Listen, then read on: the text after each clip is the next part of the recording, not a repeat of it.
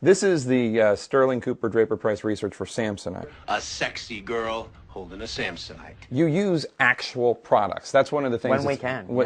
That's one of the things that's very interesting about the show. You have Jaguar, you have the airlines, you have Lucky Strike. Generally speaking, it's probably flattering for a company like Samsonite to be mentioned.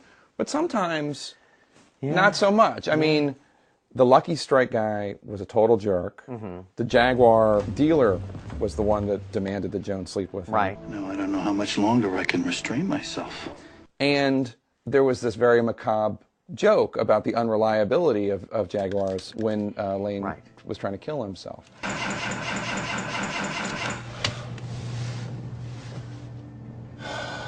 Have you ever heard from one of these companies saying, I don't want you to use me anymore? Well, I watched Jaguar. I mean, they would have never agreed to participate financially in the show if they knew the story. So they didn't. So I have to do it independently of them.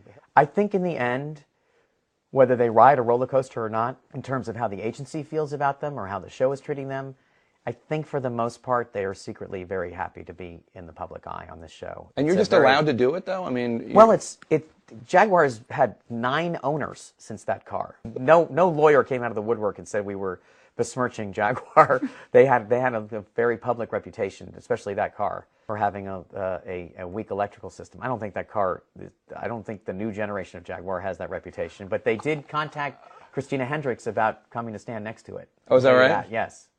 I'm not offended. I think it's funny, but I just wonder... I want to have the freedom to have the hostile relationship with the product and with the client. That is the reality of this job. Being with a client is like being in a marriage. Sometimes you get into it for the wrong reasons, and eventually they hit you in the face.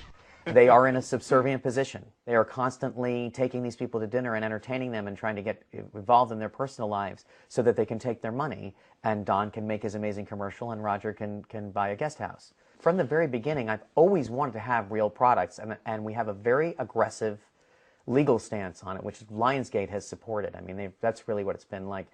Are you honoring the trademark?